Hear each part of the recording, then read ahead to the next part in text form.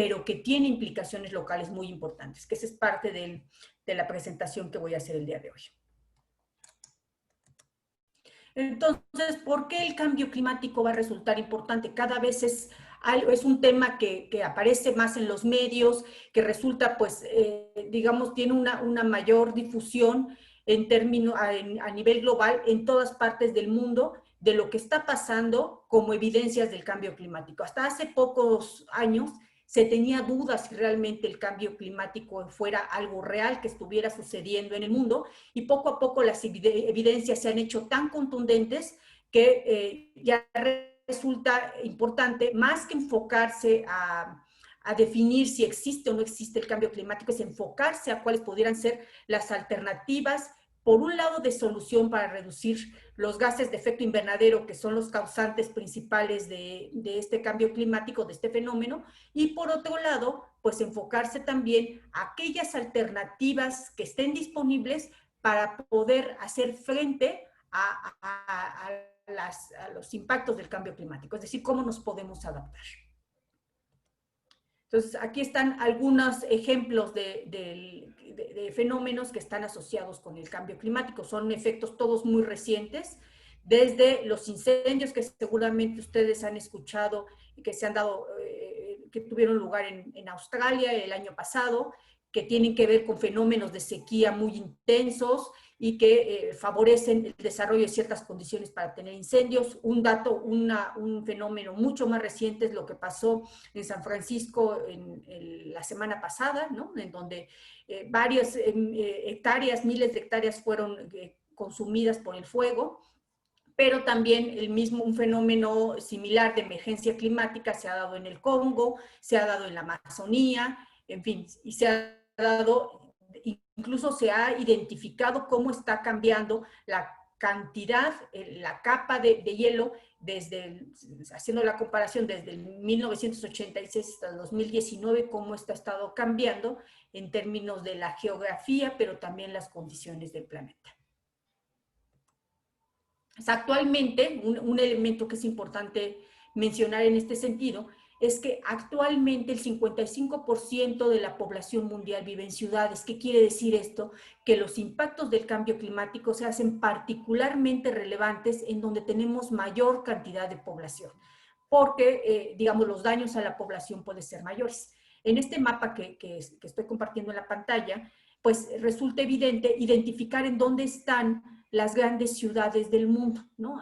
Donde tenemos una mayor cantidad de población, arriba de 10 millones, por ejemplo, que son estos puntos rojos que se pueden identificar de manera importante en América, pero también en Asia, ¿no? En Asia es donde tenemos la mayor cantidad de población, 7.500 millones de población global. En Asia, entre China y la India, tenemos básicamente un tercio de la población global, y cómo estas, digamos, zonas urbanas, pues pueden tener un mayor impacto en términos de los fenómenos del cambio climático, ¿no?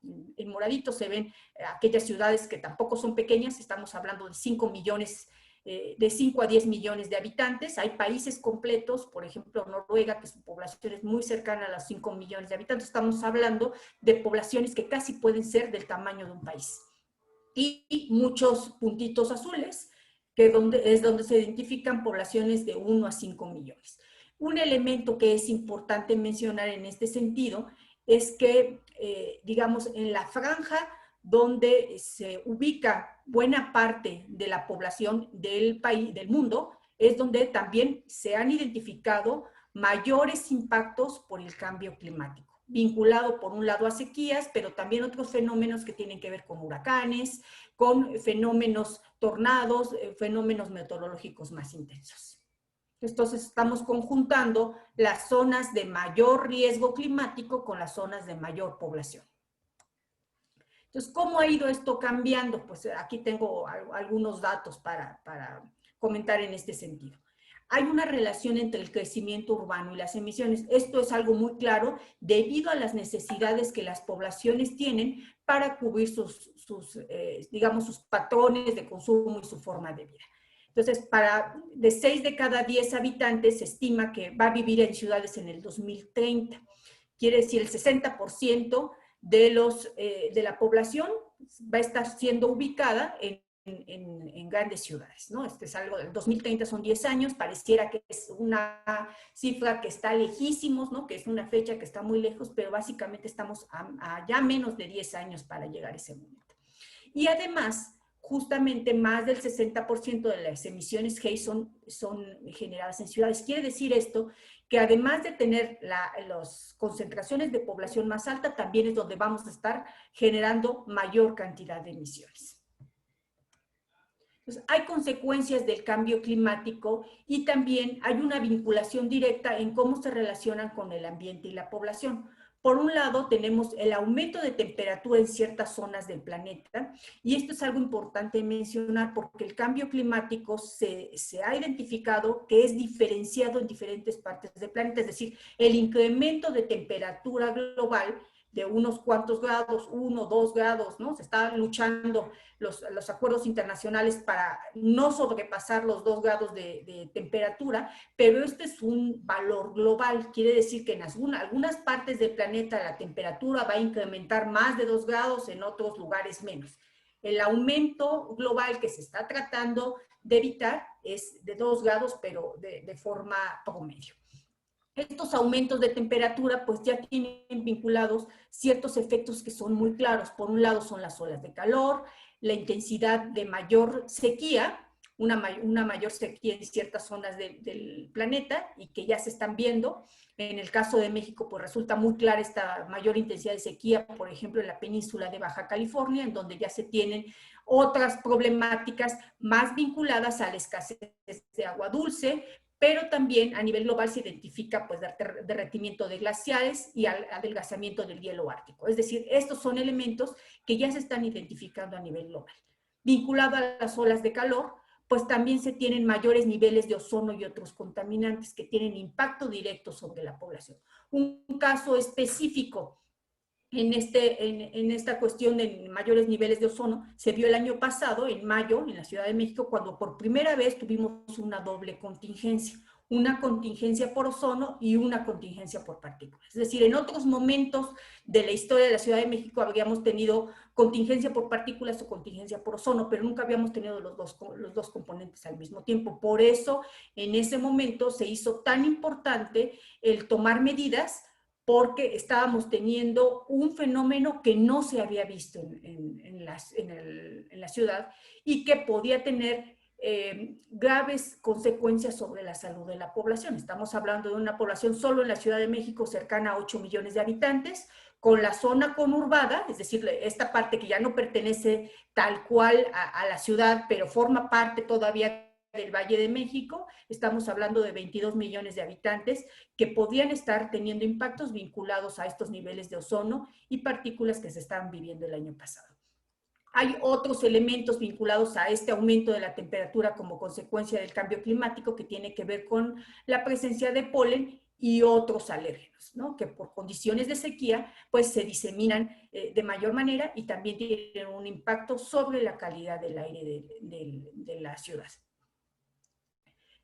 Por otro lado, vinculado también a estos aumentos de temperatura, ya comentamos que podíamos tener escasez de agua dulce, pero al mismo tiempo se vincula con otra problemática, que es esta que tengo marcada en azul, que tiene que ver con incremento en la intensidad y frecuencia de precipitaciones y fenómenos hidrometeorológicos. Centrándonos específicamente en el caso de nuestro país, de México, en la zona norte del país, que es donde tenemos la zona más árida, pues podríamos estar teniendo al mismo tiempo un aumento de temperatura con todo lo que implica de olas de calor, intensidad de sequía y escasez de agua dulce, mientras que en la parte sureste del país podríamos estar viviendo este incremento en la intensidad de precipitaciones que tiene vinculado pues una mayor cantidad de inundaciones, contaminación de fuentes de agua, pero también el desarrollo de ciertos vectores que ya se tienen identificados que están vinculados al cambio climático, por ejemplo el criadero de mosquitos.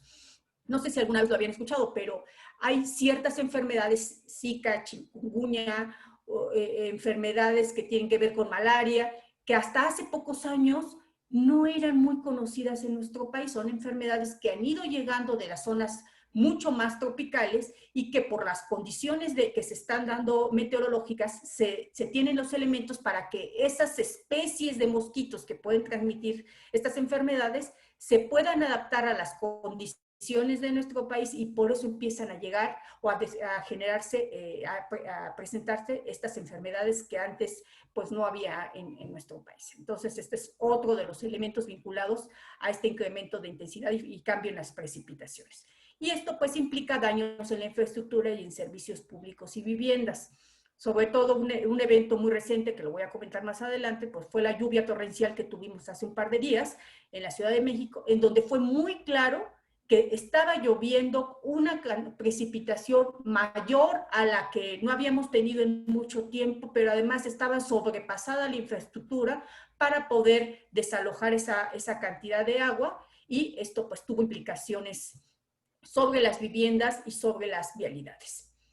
Todo esto pues también está vinculado a un aumento en el nivel del mar. Incluso hay zonas en el planeta que ya se identifican que podrían estar, que ya están sufriendo estos efectos del aumento en el nivel del mar, e incluso islas que podrían perderse, precisamente por esta mayor cantidad de agua disponible en el océano. Esto lleva pues también a la pérdida de tierras y tiene otras implicaciones, ya me estoy adelantando, y tiene otras implicaciones ya directamente sobre la población. Entonces, si estas consecuencias del cambio climático, que pueden ser efectos por el aumento de la temperatura, efectos por el aumento de la intensidad y frecuencia de precipitaciones, y otros efectos, digamos, ya sumando ambos, pues dan los elementos suficientes para poder saber cuáles tendrían que ser las respuestas como población, por un lado, para prevenir las emisiones contaminantes que generan este efecto, pero también para hacer frente a aquellos fenómenos pues, que ya están sucediendo y que la idea es poder identificar opciones para protegernos como sociedad. Entonces, estos fenómenos meteorológicos extremos han sido graduales, ¿no? Pareciera que en un periodo de tiempo se van viendo poco a poco, y son particularmente importantes en ciudades, ¿no? Esto lo acabamos de comentar por esta cuestión de tener una mayor cantidad de población, pero además tener las condiciones para tener mayores impactos por sequía, por inundaciones, en fin.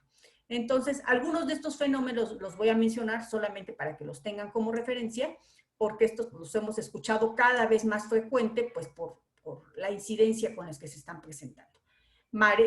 Mayores tormentas, ciclones tropicales, sequías, desertificación, aumento en el nivel del mar, que ya lo habíamos comentado, salinización, este es un fenómeno muy interesante que se está dando sobre todo en zonas cercanas al mar, en donde hay intrusión salina, es decir, el agua del mar contamina cuerpos de agua dulce y esto inhabilita su uso posterior.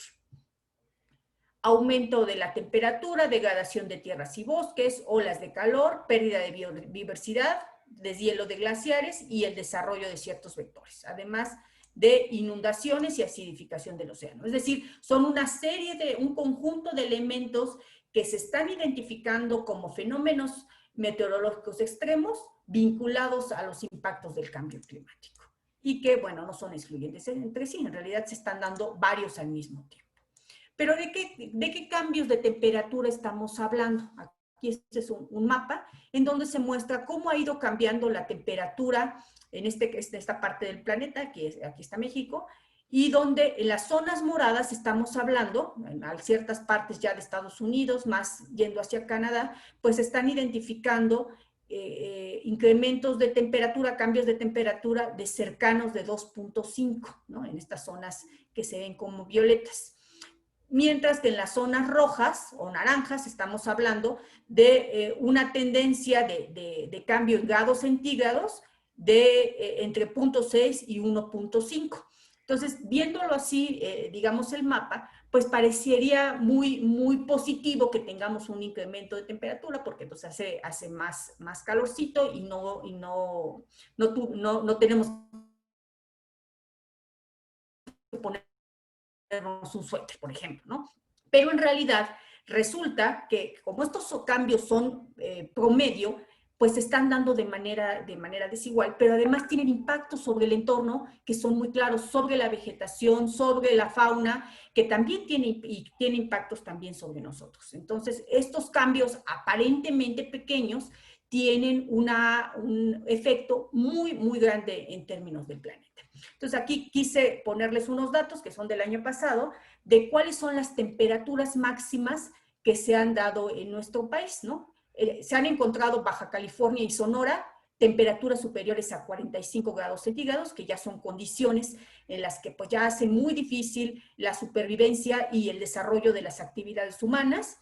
Estamos hablando de 40 a 45 grados ya en todos los estados del norte del país, Chihuahua, Coahuila, Nuevo León, Tamaulipas y San Luis Potosí, pero también incrementos importantes de 35 a 40 grados en otros estados del país, ¿no? Baja California Sur, Sonora, Jalisco, Michoacán, es decir, ya estamos viendo que estos cambios de temperatura ya se están dando también en la zona centro del país, Michoacán, Guerrero y Oaxaca, Hidalgo, Veracruz, Tabasco, Campeche, Yucatán y Quintana Roo. Entonces estamos hablando del centro y sureste del país, en donde ya se están identificando temperaturas máximas que antes en otros momentos no se habían identificado.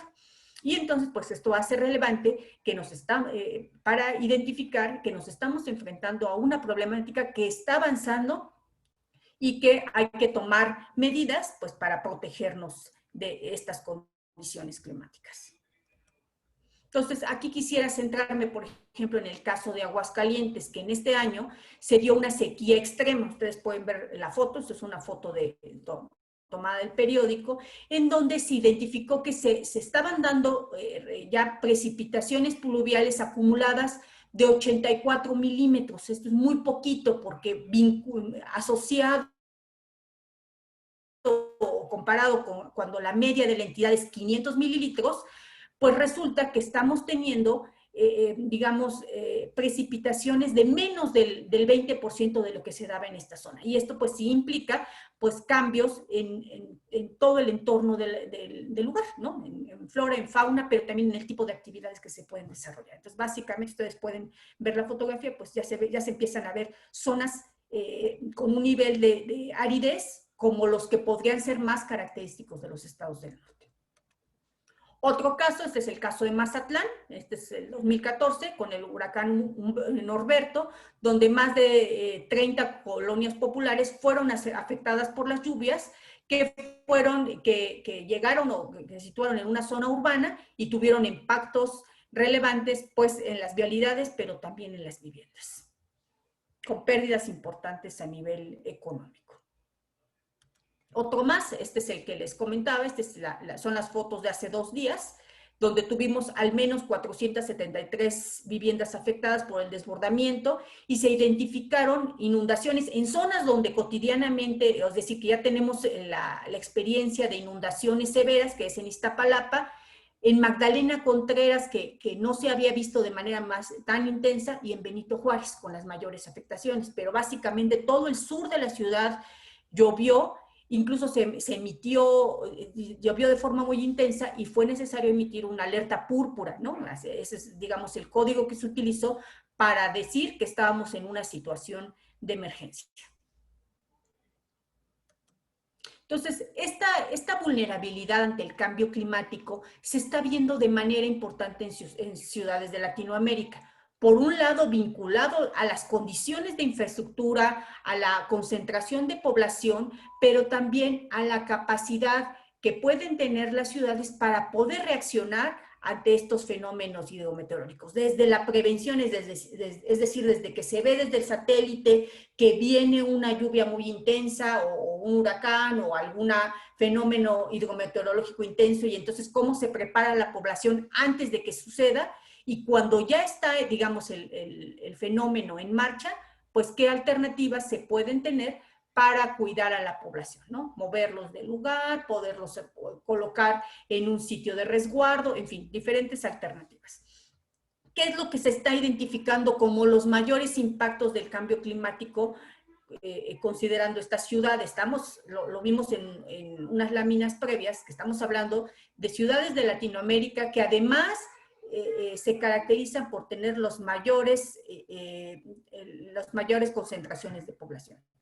¿Qué se identifica? pérdidas por ingresos económicos, pérdidas por turismo, pérdidas de trabajo, por seguridad en el hogar, migración humana, ¿no? Este es uno de los elementos muy importantes que ya se está viendo en ciudades de Latinoamérica, incluso por estos fenómenos de sequía intensa en donde se dificultan las actividades agrícolas, porque no están tecnificadas, es decir, buena parte de la producción agrícola, por lo menos en México, es de temporal. Entonces, cuando no se dan estas condiciones de lluvia, se pierden las cosechas y esto está vinculado a una forma de migración. Cambios en la demanda de electricidad, en transporte, también cambios en el manejo de los residuos sólidos, ruptura de los servicios de entrega, se empiezan a generar elementos que cada vez exponen de manera importante a la población más vulnerable a los riesgos, enfermedades para la población vulnerable, estas que acabo de mencionar, que están vinculadas más a la presencia de ciertos insectos que son vectores para la transmisión de enfermedades. También cambios en el escurrimiento de aguas pluviales, hay un incremento importante, si ustedes se fijan en esta gráfica, pues es lo que más se está identificando en las ciudades latinoamericanas, más del 65% es uno de los fenómenos que se está presentando por mayor inundación vinculado a la cantidad de lluvias. Demandas por la gestión de aguas pluviales, incremento en las mareas por tormenta, también se está dando de forma importante la sequía, inundación por intrusión salina, intrusión de agua salina, esto que acabo de comentar, que se contaminan los cuerpos de agua dulce, también pérdidas de los sistemas naturales, erosión costera, calor y alguna degradación cultural en monumentos. Eso quiere decir que en conjunto ya hay una serie de impactos que se están percibiendo en las ciudades y que es importante buscar alternativas para poder reducir, digamos, lo que esto cuesta en términos humanos, pero también ambientales y económicos para las comunidades. Entonces, en este sentido, ¿cuál es el trabajo que estamos haciendo en el Instituto Nacional de Ecología y Cambio Climático? Son una serie de proyectos que ya tienen un enfoque de identificar y prevenir impactos locales para la mitigación del cambio climático. Entonces, al inicio de la plática comentaba que el cambio climático es una problemática de índole global, pero que está teniendo impactos importantes a nivel local, que son, digamos, todos estos efectos que hemos estado viendo en diferentes partes de nuestro país, pero también en el mundo.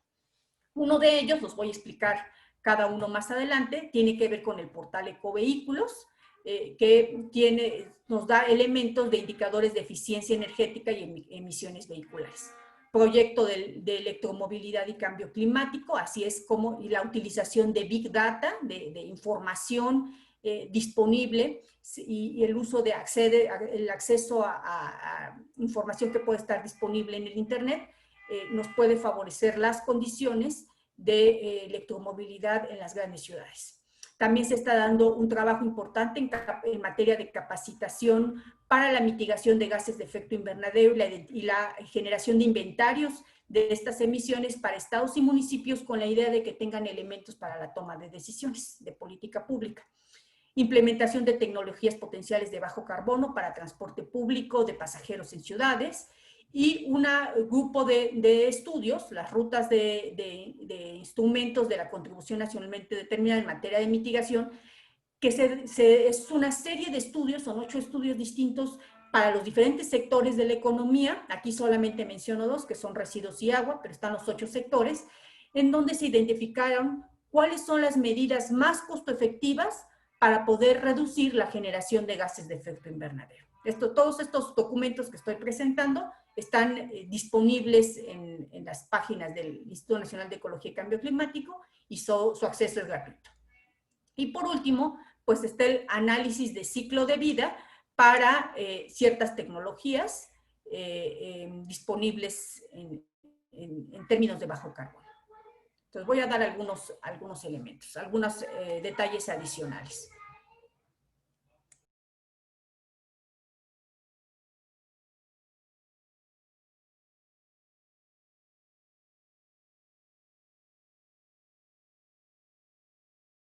Bueno, el primero de ellos es el portal Ecovehículos, en donde se tienen cargados indicadores de eficiencia energética y emisiones vehiculares. Esto es con la intención de poder comparar entre los diferentes opciones que hay de vehículos para transporte privado y también para transporte público, o sea, muchos de flotas de taxis están retratadas ahí, con la idea de identificar por año y por modelo cuáles son sus niveles de rendimiento, su desempeño, su utilización de combustibles, pero también su desempeño ambiental. De tal manera que a la hora de tomar decisiones, digamos como personas que queremos comprar un auto, pues podemos acceder a estas bases de datos que nos van a decir pues cuál podría ser el mejor aprovechamiento de nuestro combustible y también cuáles serían pues las opciones para poder tener un menor impacto sobre el entorno. Entonces ahí está disponible la liga de acceso con la idea de que puedan conocer cuáles, digamos, las opciones que se tienen para estas tecnologías. Otro es el portal Ecovehículos, que forma parte de este mismo trabajo, provee información clara y oportuna respecto al rendimiento de combustible, el gasto anual que se puede tener por tipo de vehículo y las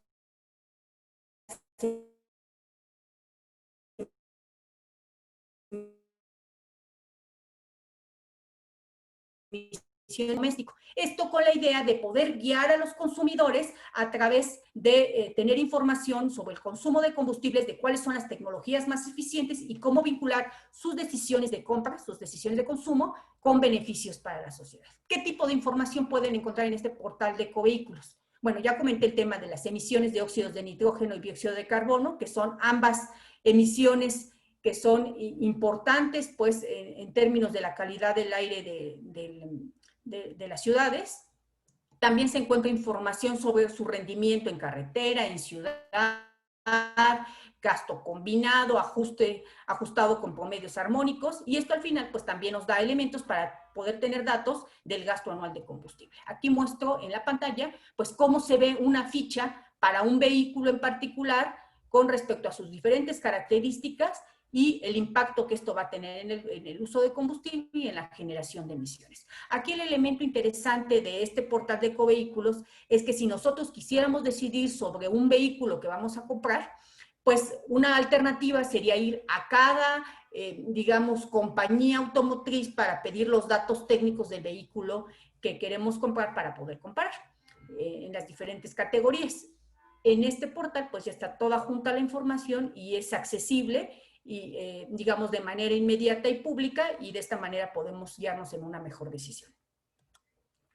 Otro es este proyecto de electromovilidad y cambio climático, en donde el enfoque central fue poder identificar cómo van las rutas para la Ciudad de México en términos de transporte, cuál está siendo la demanda de transporte, en qué sentido va la mayor cantidad, digamos, de tránsito, y cómo esto, a través de esta información se obtiene a través de poder identificar por Waze, ¿no?, la información que los mismos usuarios de las calles, de las avenidas, están generando, y de esta manera se puede tener información para tomar decisiones respecto a en dónde es más necesario poner sistemas de transporte público, y de esa manera abatir la necesidad de utilizar un transporte privado. Por dar un ejemplo de utilización de la información, pero hay otras formas de uso. También en la parte de abajo de la lámina están las ligas de acceso para quien quiera conocer un poco más de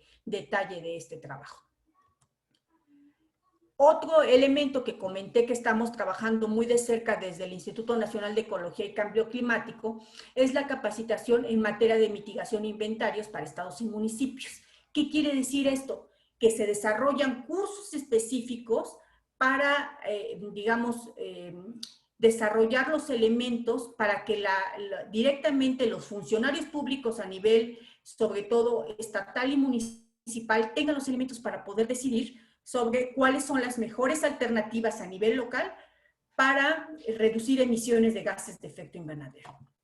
Entonces, y también un elemento importante de mencionar es que si bien están enfocados a funcionarios públicos, también estos cursos están abiertos a la población en general, porque esto nos permite también generar el desarrollo de capacidades técnicas a nivel local, desde las universidades, los grupos de académicos, desde los consultores, en fin, las organizaciones no gubernamentales, que también pueden acceder a estos cursos y que son gratuitos, se abren, digamos, periódicamente y que pueden acceder tanto a información sobre las acciones de mitigación de gases de efecto invernadero como a los elementos técnicos para poder generar inventarios que nos permitan tener información mucho más clara sobre cómo se están generando las emisiones a nivel local y cuáles pudieran ser las alternativas de solución para poder tener una reducción de estas emisiones contaminantes.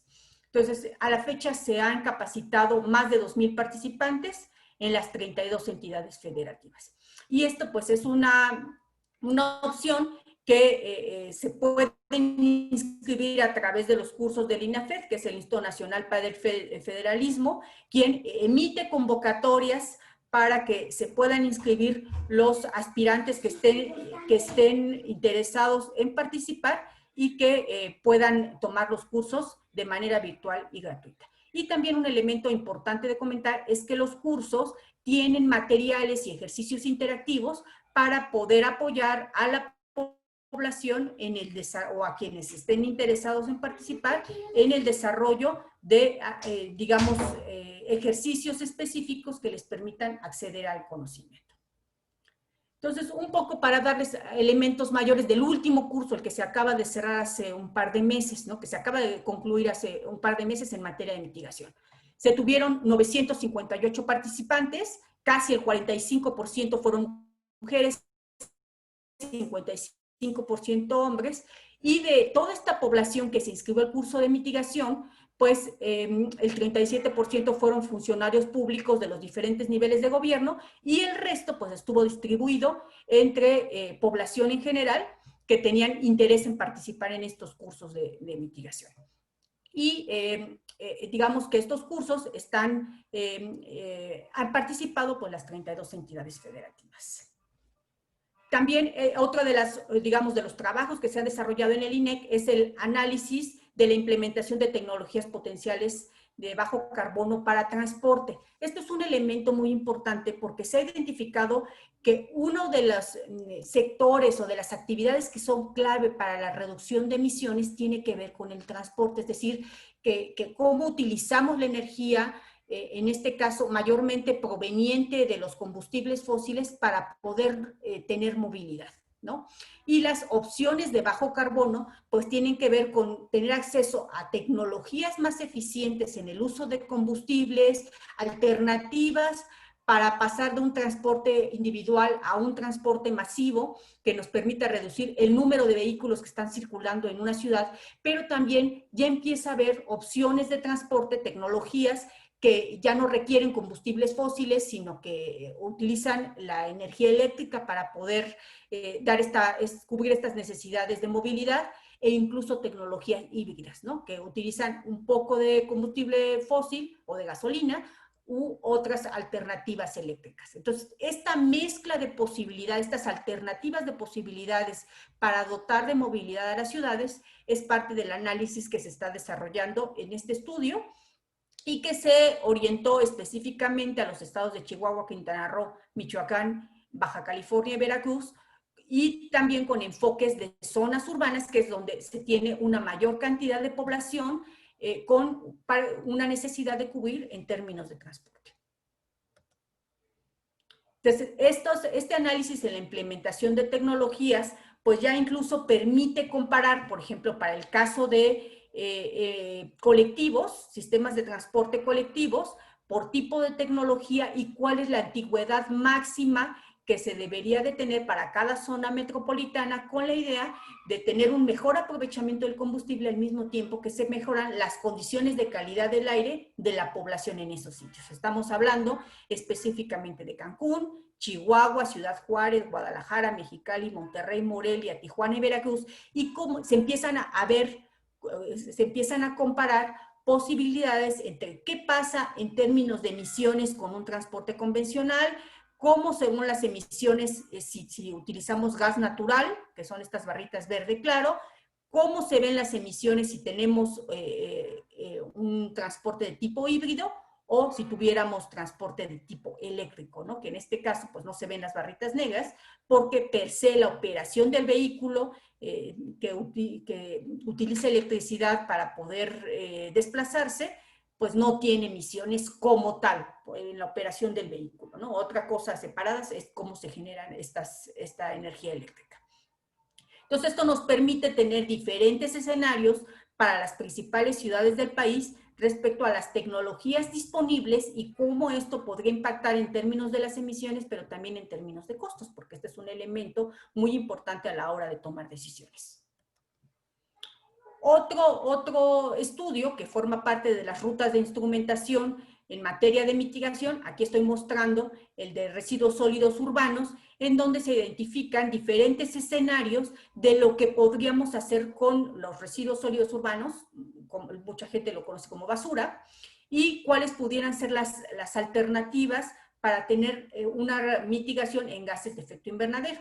Estamos hablando de si fuera la opción, ¿no?, de termovalorización, es decir, el quemar los residuos para obtener su energía, puede ser una alternativa, coprocesamiento, es decir, aprovechar también algunos de los elementos valiosos que se pueden encontrar en la basura. ¿Qué pasa si tenemos ya incluso, digamos, escenarios combinados que tienen que ver con termovalorización para los materiales que tengan mayor poder calorífico vinculado a una digestión anaerobia que nos permite generar metano, que es un combustible para la fracción orgánica, en fin. Entonces se van identificando diferentes escenarios de lo que se podría hacer con los residuos sólidos urbanos con la idea de poder tener información sobre las alternativas para poder mitigar gases de efecto invernadero.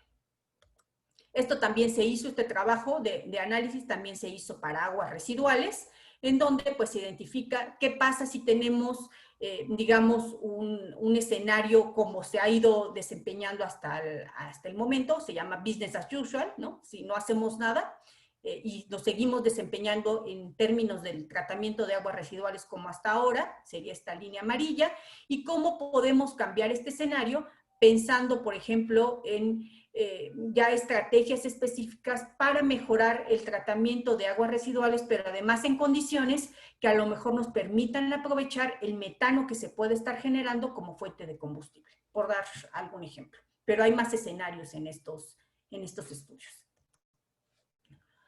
Otro estudio más que estamos desarrollando desde el INEC tiene que ver con el análisis de ciclo de vida para transporte seleccionado, para tecnologías seleccionadas de bajo carbono. Estamos hablando de vehículos de carga ligera que podemos tener diferentes tecnologías desde híbrido, eléctrico, gas natural, diésel o gasolina, y cómo esto puede estar impactando en términos de cuántos kilogramos de gases de efecto invernadero se pueden estar generando por kilómetro recorrido.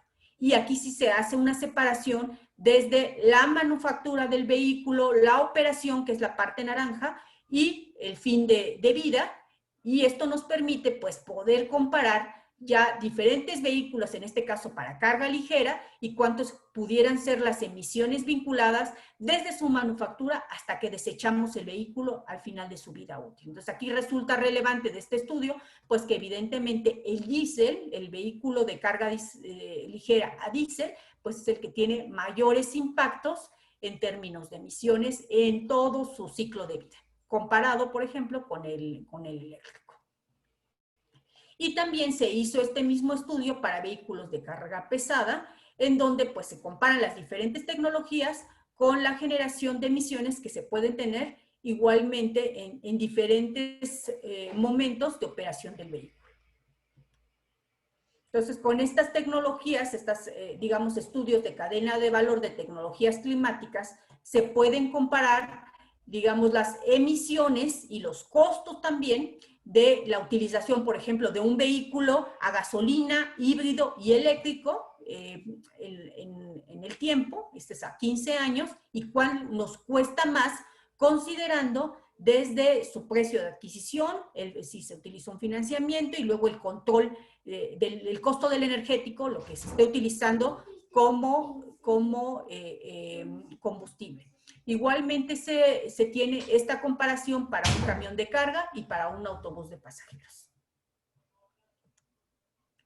También se tienen estudios sobre las tecnologías seleccionadas para el sector de la generación eléctrica, que es otro de los ramos o de los sectores que se identifican que tienen mayor impacto sobre la generación de emisiones. Y la energía eléctrica pues la utilizamos todos. Entonces la idea es identificar cuáles pudieran ser las mejores alternativas para cubrir esa necesidad de energía eléctrica que tenemos como población, al mismo tiempo que se tienen menores impactos sobre el entorno, impactos ambientales, pero también a un menor costo. Y de esta manera se pueden identificar los costos y las emisiones de los diferentes proyectos, alternativas para generar energía, desde ciclo combinado, que es la forma de generación de energía que es más cotidiana, la que más se utiliza, pero también considerando si se genera energía solar, energía eólica, e incluso utilizando la geotermia. Y cuánto nos cuesta desde la planificación del proyecto, la manufactura, la construcción y la operación y mantenimiento. Entonces, esto al final pues, nos permite ya con esta información tomar decisiones sobre cuánto podemos generar de energía y a qué costo.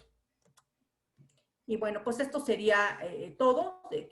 Quise darles una muestra del trabajo que estamos haciendo en el Instituto Nacional de Ecología y Cambio Climático para poder atender estos, digamos, requerimientos que tenemos de población en términos de servicios, movilidad, de generación de electricidad, uso del agua, digamos, manejo de residuos, pero que también como estas soluciones están vinculadas a resolver otras problemáticas como es el cambio climático.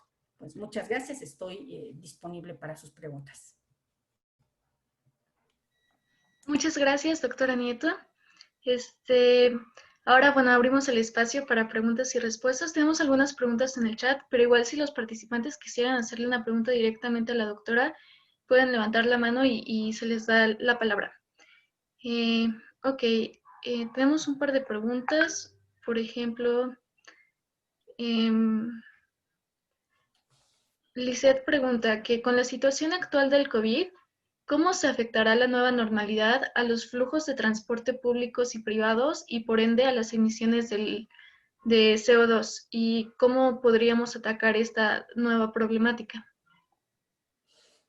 Sí, muchas gracias, Lisette, por tu pregunta. Es una pregunta muy interesante. Es justo esta pregunta la que se está haciendo, digamos, quien tiene que tomar las decisiones en términos de transporte, no solo en México, sino en todo el mundo, ¿no? Evidentemente se está viendo, se sabe que esta pandemia del COVID va a tomar mucho más tiempo del que se tenía previsto en un inicio para poderse resolver, y entonces pues nos lleva a cómo transformarnos como sociedad en términos del uso, el uso y la necesidad que tenemos de transporte para poder realizar nuestras actividades cotidianas, porque esto pues tiene un impacto importante en términos de la economía. ¿En qué se traduce esto? En que la idea es buscar alternativas para que la población pueda viajar, pueda desarrollar la que esté en condiciones de hacerlo, pueda desarrollar sus actividades cotidianas de manera virtual, pero no todas las actividades se desarrollan así, no todas se pueden hacer virtualmente.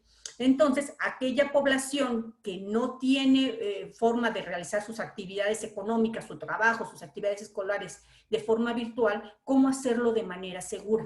Y esto implica en esto que se ha ido dando en todo el mundo, tener medidas sanitarias, medidas de aforo para no permitir que haya un flujo tan intenso digamos, en los sistemas de transporte público, y también buscar alternativas para que la población, digamos, utilice su cubrebocas, se desinfecte las manos, en fin, esto que está pasando, con la idea de que al mismo tiempo pues se vayan desarrollando alternativas que nos permitan vivir, digamos, este cambio en términos de cómo estamos desarrollando nuestras actividades, pero con una reducción del riesgo que esto nos implica para nuestra salud. Entonces, la respuesta a esto no es una respuesta sencilla, no es algo que estamos, digamos, viviendo las primeras alternativas para poder atender esta problemática de necesidad de desplazarnos, y yo creo que todavía en los próximos meses, en los próximos años, se va a seguir viendo pues esta transformación en términos de alternativas para poder desarrollar nuestras actividades de una forma distinta con un menor riesgo. Muchas gracias. De hecho, tenemos otra pregunta que creo que va muy de la mano y dice, considerando que antes habíamos visto que una de las mayores fuentes de contaminación de la ciudad es generada por los autos y considerando que la población de la ciudad puede crecer en los próximos años, ¿cuáles pueden ser las mejores alternativas y de mayor impacto para solucionar este problema y que al mismo tiempo le permita a todas las personas tener las mismas posibilidades de buena calidad en la forma de transporte? Sí, bueno, es una problemática compleja. Estamos hablando de las ciudades en donde, como ya comenté, tenemos una mayor densidad poblacional. Entonces, tiene que ver sobre todo por un lado, con el desarrollo de capacidades. En estas condiciones de pandemia, pues hemos tenido que evolucionar incluso a utilizar formas de comunicación como la que estamos usando ahorita, que en meses previos, pues sí se utilizaban, pero no era tan frecuente. Siempre se preferían las reuniones o los seminarios o incluso las clases virtuales. Ahorita hemos tenido por necesidad que evolucionar en términos de nuestras formas de comunicación. Entonces, una de las alternativas, pues tiene que ver con el cómo desarrollamos las capacidades en la población para poder migrar a formas de comunicación que no impliquen una movilidad directa. Insisto, para aquellas formas de trabajo que se pueden hacer. Sin embargo, va a seguir habiendo trabajo manual como el que realiza, por ejemplo, la construcción de un edificio o lo que hacen las empresas manufactureras, que a lo mejor no todo se puede hacer a distancia, y es aquí donde las alternativas de solución van más enfocadas a la prevención de riesgos. Entonces, estamos hablando justamente de estas zonas en donde tenemos mayor necesidad de la población de tenerse que desplazar con una mayor densidad poblacional y cómo, digamos, estas opciones van a tener que irse alineando al costo de estos cambios, al desarrollo de capacidades, pero también a buscar incluso alternativas más creativas para poder seguir desarrollando nuestras actividades y hacer frente a esta pandemia. Ahorita es COVID, pero sí a nivel internacional se identifica que pandemias va a seguir habiendo. Ha habido antes en la historia de la humanidad y va a seguir habiendo. Entonces la idea es cómo ir avanzando en estas formas de evolución social que nos permitan seguir desarrollando nuestras actividades con un menor costo, porque también hay un tema de costo importante para la población, y en donde la población marginada o que tiene menor acceso a recursos económicos o incluso a educación, pues son los más afectados. Gracias. Tenemos otra pregunta. A lo largo de las conferencias he notado que casi siempre se enfocan en problemáticas que afectan a las zonas urbanas y siempre se tratan de plantear soluciones para las urbes. Me gustaría saber qué propuestas existen hoy en día para las zonas rurales, tanto en temas como de transporte y movilidad, acceso a la alimentación, etc. Entiendo que las urbes son importantes, pues porque se concentra la mayor parte de la población. Sin embargo, siento que no hay que marginar a la población rural. Gracias. Sí, completamente de acuerdo. Las alternativas siempre se plantean o generalmente se plantean para las zonas donde tenemos mayor densidad poblacional, por población beneficiada. Sin embargo, también hay alternativas que se desarrollan a nivel local.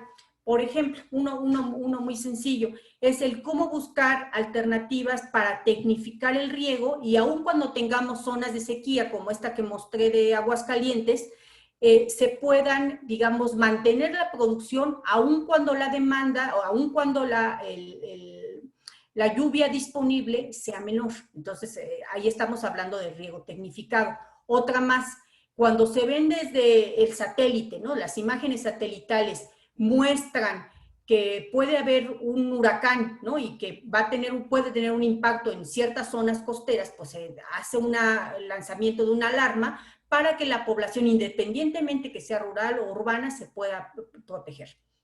Otro más, en las zonas de Veracruz y de Tabasco se han desarrollado estrategias a través de palapitos, que es una forma de construcción especial en zonas, digamos, donde cotidianamente el agua puede incrementar su nivel, para que las personas pues no pierdan sus casas en condiciones de inundación, pero que además pueden desarrollar actividades de producción de alimentos que son específicas, digamos, para esa zona con ese nivel de agua.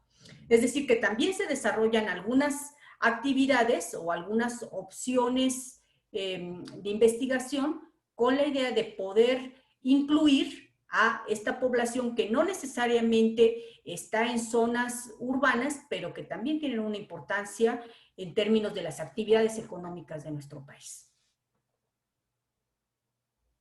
Pero hay muchas más. Muchas gracias. Perdón, ahorita me acordé. Justamente Adelante. en la página del INEC hay una sección que se llama adaptación. Ahí pueden encontrar mucho más información de las opciones que se están identificando ya a nivel local, no necesariamente zonas urbanas, sino en otras partes incluso del país. Muchas gracias. Tenemos otra pregunta de Verónica Farías y dice, ¿por qué siguen ampliando las rutas de Metrobús en la Ciudad de México que contaminan en lugar de poner más trolebuses eléctricos? ¿Por qué no planificaron en poner ciclovías en todas las ciudades con grandes emisiones de CO2? Ah, pues esa pregunta también es muy interesante. Estamos hablando de que las soluciones para dar movilidad a una población de 22 millones de habitantes, estamos hablando de pocas ciudades en el mundo que tienen ese tamaño de población. Quiere decir, la Ciudad de México, en este caso, estamos hablando de una de las ciudades más grandes del mundo, que implica que para cubrir la demanda de movilidad de este tamaño de población no hay una alternativa, hay muchas alternativas que tienen que funcionar de manera paralela para cubrir la demanda de transporte. Uno de ellos es el Metrobús. Cuando se puso la primera línea del Metrobús, estamos hablando de la que corre a lo largo de Insurgentes, pues se tenía un poco la duda si pudiera, o sea, se planteaba que iba a ser importante para la viabilidad de esa zona, lo que no se sabía era el éxito o el impacto positivo que esto podía generar en la población. Resultó que por la cantidad de vehículos que que circulaban a determinada hora en las horas pico en Insurgentes, sí se vio un cambio en términos de la movilidad, y ustedes lo pueden ver ahora. Si salen a Insurgentes, nada que ver con el Insurgentes de hace algunos años antes del Metrobús, en donde había, no me acuerdo bien, creo que eran 4 carriles. Uno era para siempre el transporte público, ¿no? Los taxis, los metrobuses, los microbuses. Después, el segundo también era para transporte público. En el tercer carril estaba bajando gente que tenía que ir a su trabajo, en fin, pero que tenía que sortear los primeros 2 carriles porque ya estaban ocupados por el transporte público. Y más o menos en el cuarto a veces se podía circular. Entonces, las condiciones del Metrobús actual sí favorecieron, digamos, la movilidad en toda esa zona. Y entonces se vio como una alternativa para tratar de reducir el incremento de vehículos particulares en donde viajan en la mañana, si nos ponemos atentos para ir viendo los otros vehículos, 1 o 2 personas, a veces 3, y eso es mucho, y normalmente van los vehículos prácticamente solos. Entonces se buscó una alternativa para poder cubrir esta demanda de transporte a este tamaño de población al menor costo posible. Al final, justo es parte de los estudios que presenté previamente, cuando se comparan formas de transporte masivo con el número de vehículos que serían equivalentes o necesarios para transportar ese mismo nivel de población que va en un transporte masivo, en un metrobús, pues las emisiones siguen siendo menores, ¿no? Y además los costos también son menores. Entonces es un tema de reducción de emisiones, pero también de atención a las necesidades de la población. Evidentemente los trolebuses eléctricos pudieran ser una alternativa. De hecho hay trolebuses eléctricos en algunas partes del país, de la ciudad, pero no son la única, ¿no? Se trata de buscar alternativas que incluso con inundación, incluso con cortes eléctricos, incluso con, digamos, alguna problemática que pudiera haber en poder cubrir la demanda eléctrica, pudiera funcionar la ciudad. Por eso no se puede tener una sola tecnología. Respecto a las ciclovías, sí se ha visto como una alternativa, pero tal vez en zonas más pequeñas, por varias razones. Una de ellas tiene que ver con el número de vehículos que están circulando y que se requieren condiciones e infraestructura específica para evitar el riesgo a los ciclistas. Hay zonas de la ciudad, estoy hablando de Satélite, estoy hablando de las zonas, digamos, más altas que todavía forman parte de la ciudad, Magdalena Contreras, el Ajusco, ¿no? Hablando en el sur, pero hay otras zonas en la ciudad que serían inaccesibles en bicicleta. Y otro tema adicional, pues son las condiciones de salud de la población. No todo mundo, solamente la población joven o la población con mejor condición física podría utilizarlo como forma de transporte. Entonces, a veces un poco hay la tentación de compararnos, que dicen, bueno, pues en el ejemplo típico, en Ámsterdam, la mayor parte de la población anda en bicicleta, sí, bueno, pero hay que comparar qué tamaño de población tiene Ámsterdam y que, digamos, ya tienen una historia en términos de la utilización de la bicicleta que le permite a la población acceder a esa forma de transporte, pero no todas las personas por edad y condición física en nuestro país podríamos hacerlo. Estamos hablando de uno de los países que tiene mayor obesidad en el mundo. Entonces, es un poco una alternativa que seguramente podría ser gradual su utilización, pero no se puede hacer de un día para otro, ¿no? Entonces, ahí hay que considerar que pues, las ciclovías son a lo mejor una alternativa, incluso por condiciones de seguridad pública, en ciertas zonas, pero no para toda la ciudad y no para todo el país. Gracias.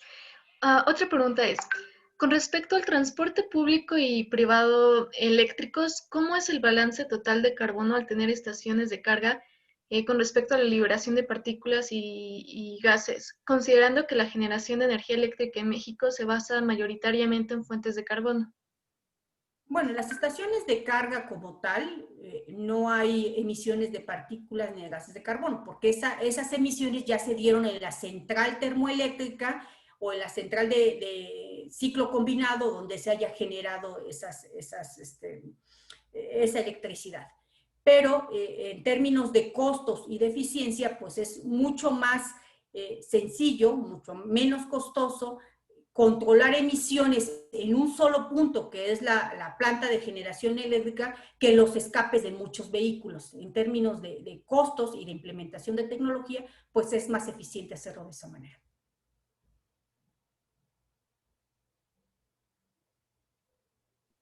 Vale, tenemos otra pregunta de Sara Arellano y dice, hola, buenos días, gracias por la plática. Mis preguntas son las siguientes. ¿Qué apoyos reciben ustedes como institución del gobierno si ellos no le están apostando a las energías renovables?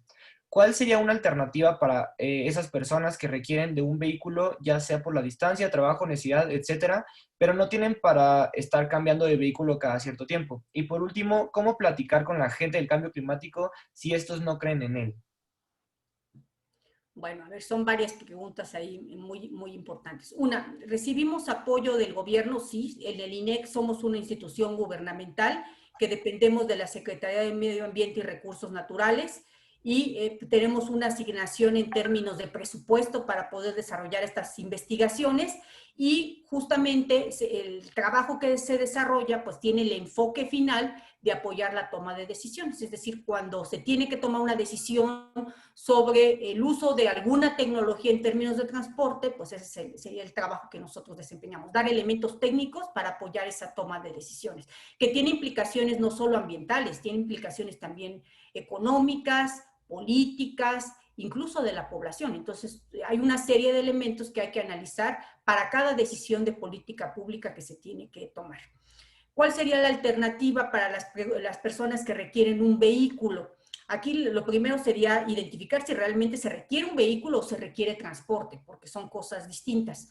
Una alternativa, pues hay vehículos que ya son eléctricos, que son muy efectivos en términos incluso de distancia, que ya cada vez se tienen una mejor distribución de zonas de carga, esa podría ser una opción, o si esta tecnología todavía es cara, pues las alternativas, en caso de que realmente requiera el vehículo, pues es justamente los vehículos que son más eficientes en el uso de la energía. Esto que mostramos en el portal de Ecovehículos, que nos permite por categoría y por tamaño de vehículo, valorar alternativas que nos permiten tener un vehículo al menor costo posible, incluso en el costo del combustible, es decir, aquellos que tienen mejor rendimiento de combustible. Entonces, digamos que esas pudieran ser las alternativas. Y también hay cambios respecto a la regulación. Hasta hace poco tiempo se limitaba el tipo de calcomanía de verificación vehicular que uno podía tener en su vehículo respecto a la edad del vehículo y no la operación como tal. Un cambio que se hizo hace un par de años tal vez es que se hace la verificación vehicular y si el coche todavía está en condiciones mecánicas para tener una buena operación, sigue obteniendo, digamos, el engomado equivalente para poder seguir circulando, aunque el vehículo ya tenga más años. Entonces, todo tiene que ver con el mantenimiento que se le dé al vehículo. Y bueno, la tercera pregunta, ¿cómo platicar con la gente del cambio climático si estos no lo creen? Bueno, pues hay evidencias científicas. Yo lo que haría es hacerles accesibles estas evidencias científicas que no son de México, sino son de investigadores en todo el mundo. Incluso hay un grupo que se llama el Panel Intergubernamental de Cambio Climático, que es un grupo de más de 2,000 investigadores, los más importantes en todo el mundo, que están haciendo investigaciones para tener evidencia científica comprobable, verificable, transparente, para poder no solo mostrar a la población lo que está pasando en términos del cambio climático, sino también predecir qué puede pasar en los próximos años con base a información científica, digamos que es indiscutible y que está abierta a todo el mundo. Gracias. Itzka pregunta, la generación de energía eléctrica en muchos países se ha basado en el consumo de combustibles fósiles, pero que tienen impacto en el cambio climático. ¿Está considerándose aquí en México dejar de subsidiar a estos combustibles fósiles y empezar a crear fondos o reservas para cubrir los gastos que generan la contaminación y el cambio climático? Por ejemplo, como para cubrir daños por huracanes, inundaciones, enfermedades o muertes ocasionadas por esta contaminación. Sí, a ver, sí, la generación eléctrica en el mundo todavía la mayoría se sigue basando en combustibles fósiles. Es decir, en el mundo como tal estamos en un proceso de transición en términos de los energéticos que estamos utilizando. Algunos países más, otros países menos, pero tiene que ver con diferentes elementos. ¿Qué recursos tienes disponibles para poder desarrollarte económicamente? Si no tienes combustibles fósiles y no tienes tecnologías, esto lo tienes que comprar, ¿no? Se tienes que comprar a otro país. También tiene que ver con el desarrollo de tecnología. Si tú no desarrollas tu tecnología, se la tienes que adquirir a través de otro país. Entonces, este es un proceso que se está dando en todo el mundo, con diferentes niveles, digamos, de rapidez. Este cambio y está vinculado pues a los costos que esta transición puede tener para cada país. En el caso de México, si se está dejando de subsidiar estos combustibles fósiles, pues sí, de hecho, seguramente ustedes se habrán dado cuenta, los que tienen vehículo, cómo ha ido cambiando el costo de los combustibles. Esto obedece a un cambio gradual de ir retirando el subsidio de los combustibles para que el costo del combustible se asemeje más al costo real que tendría este combustible a nivel internacional. Por eso cada vez nos cuesta más, ¿no? Hasta hace algunos años, cuando se escuchaban las estimaciones de que el litro de gasolina iba a llegar a 12 pesos, todo el mundo decía, ¿esto es real? ¿Es posible que llegue a ese nivel de costo? Bueno, ahorita estamos ya pasando 19 pesos, entonces eso obedece a un retiro del subsidio de los combustibles. Hay otra forma digamos, generar un sobrecosto de los combustibles, que es el impuesto al carbono, que esto estuvo más enfocado a los ramos industriales con la idea de ponerle un sobrecosto a los combustibles que tienen una mayor cantidad de carbono y que son más dañinos para el ambiente. Estamos hablando desde carbón, que es el más costoso, combustóleo, diésel, que son las fracciones más pesadas del petróleo, y así sucesivamente hasta llegar a gas natural, que es el que menos sobrecosto tiene, con la idea de incentivar a quienes utilizan estos combustibles para irse a las formas de combustible que son más limpias, para que esto tenga un menor costo en el aprovechamiento del energético. Entonces, bueno, esto está pasando. El tema de la creación de fondos o reservas para la contaminación y el cambio, para atender las problemáticas de contaminación y cambio climático, sí es un tema que todavía está pendiente en nuestro país. Sabemos que se está haciendo en otras partes del mundo y que la idea sería poder avanzar en esta área de oportunidad para poder generar estas formas de, digamos, de recursos para atender las problemáticas que se están generando por el uso de combustibles. Muchas gracias. Y tenemos una última pregunta, justo porque ya tenemos el tiempo encima, además. Bueno, antes voy a leer un comentario. Esta no es una pregunta, realmente solo es un comentario, y después voy con la pregunta. El comentario dice, en cuanto a las ciclovías, podrían poner la infraestructura necesaria para proteger a los ciclistas. Podemos aprovechar el buen clima que tenemos todo el año y mejorar la salud con el ejercicio al andar en la bicicleta. Me parece que se refiere a la Ciudad de México. Y la pregunta, que es de Alejandro Isla, es, si el desarrollo urbano está directamente relacionado con el calentamiento global, ¿los proyectos de ciudades verticales serían un cambio positivo a la hora de salvar ecosistemas y reducir emisiones? Sí, de manera definitiva se ha identificado que la compactación de las ciudades es una alternativa para reducir impactos. Simplemente por el requerimiento que se necesita de infraestructura para llevar servicios a una población que está más extendida.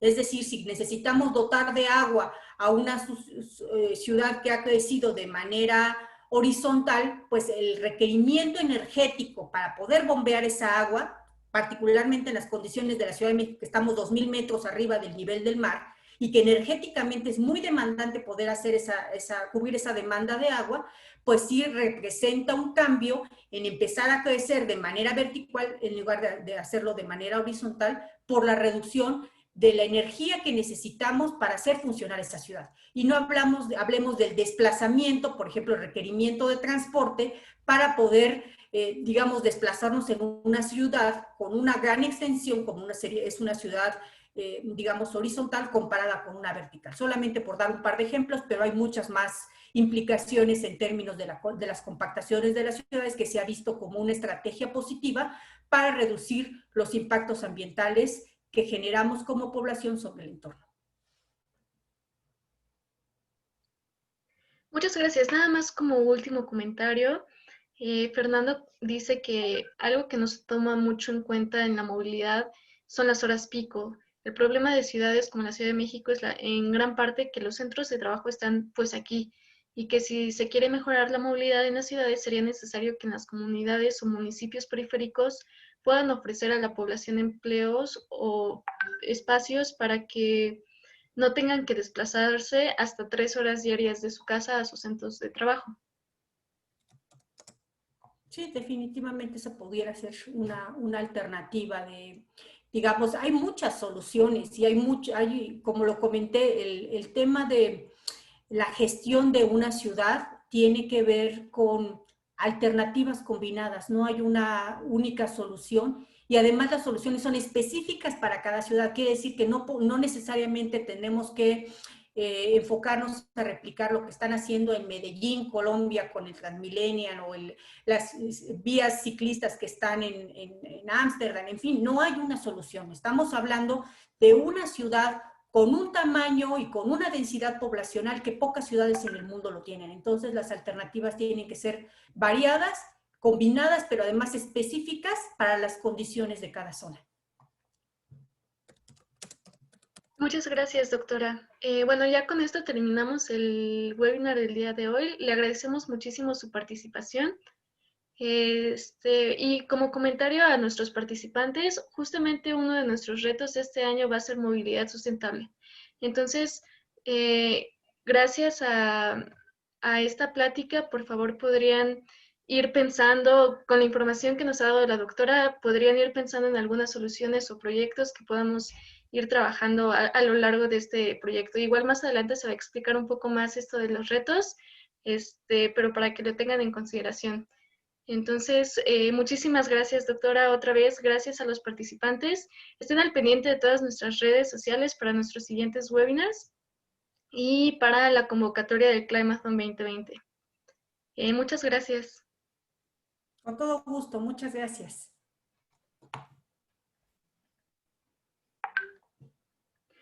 Y gracias igual a nuestros partners que son WWF México e Impact Hub Ciudad de México.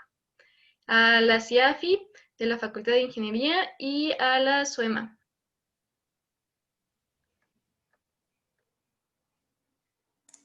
Muchas gracias a todos. Hasta luego, muchas gracias.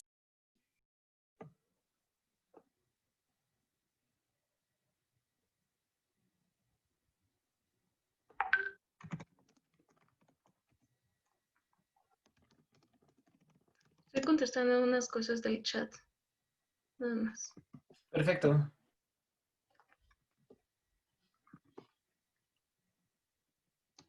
La de Fernando Ledesma. Sí, le voy a Ok. pasar nuestro correo. Vale, gracias. Mm, mm, mm.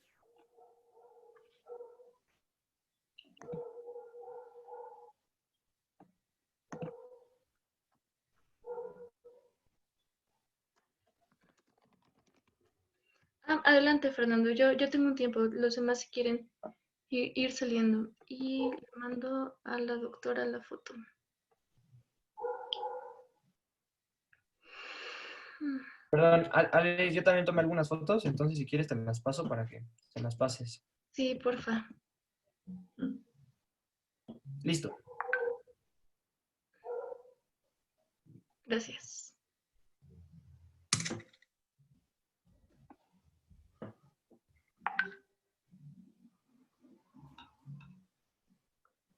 No te podemos escuchar.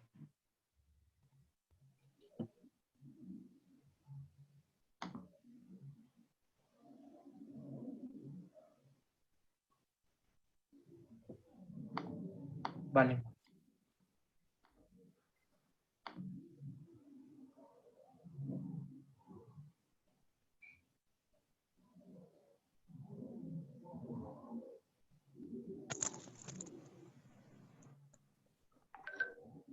Supongo que ya mejoró. Ya, ya. ¿Cómo están? Bien, gracias, Fer. Oigan, pues yo llegué de Metiche, la neta, les doy rápido el contexto. Yo trabajo en una promotora ambiental y nos dedicamos justo tanto a ofrecer programas de educación ambiental para escuelas, como la parte de ofrecer soluciones sustentables a los centros de trabajo, a empresas, tal cual. Entonces tenemos un grupo en el trabajo y dijeron, oigan, va a haber este evento, pusieron las ligas y todo, y así fue como llegué, ¿no? Y me gustó la parte de la movilidad y sobre todo sobre las ciudades, porque es un tema que se aborda, pero creo que, como cerró la doctora, creo que es la parte interesante, empezar a buscar soluciones que se amolden conforme primero, al espacio geográfico en el que se va a atacar el problema, y segundo, tener en cuenta otros factores, que no nos quedemos solo en la parte económica, que muchas veces es donde se atoran los proyectos, ¿no? Y ya que escuché justo que iban a tratar sobre temas de movilidad, nosotros, y digo nosotros porque somos otros dos compañeros, hemos estado trabajando, pues, no con modelos específicamente, pero sí con propuestas y soluciones que se puedan realizar en la Ciudad de México específicamente y en la ciudad de San Luis Potosí. Pensando en que ambas son un valle y justo lo que yo les comentaba era cómo las ciudades empezaron pues a concentrar tanto los centros de trabajo como las grandes escuelas, ¿no? Los centros educativos, digamos, de renombre. Y eso hace también que las personas busquen desplazarse tanto a estos centros educativos como a los mismos centros de trabajo. Si vemos, por ejemplo, cuántos corporativos, por ejemplo, hay en municipios periféricos del Estado de México, como en Nezahualcóyotl, en Chimalhuacán, Chicoloapan, Texcoco, Chalco, Ixtapaluca, son muy pocos. Y los que hay ofrecen salarios mínimos a profesionistas y pues obviamente se van, ¿no? Y vienen hacia la ciudad. Y a lo que les decía, de pronto, si ustedes analizan vialidades como Zaragoza, la calzada Ignacio Zaragoza, como Indios Verdes, la cantidad de personas que llegan de Hidalgo, que llegan de Puebla por Zaragoza, que vienen a trabajar, que vienen de Morelos, eso de pronto hace que cada año haya más y más tránsito en las ciudades, ¿no? Que era justo lo que les escribía, que pues podemos tener de pronto pues, una infraestructura impresionante, un metro increíblemente largo y con más capacidad, más si quieren hasta un metro de 2 pisos como el Metrobús de Reforma, ¿no? Pero eso no va a solucionar el problema porque cada vez va a venir más y más gente, porque en sus zonas de trabajo, más bien en sus zonas de residencia, no ofrece esta parte y estas comunidades se convierten en dormitorios, literal, en donde la gente solo llega a su casa a dormir, pasa el fin de semana por ahí, y se van empobreciendo con el tiempo y esas comunidades se enfrentan en otros problemas, ¿no? Y se mete todo, o sea, vaya,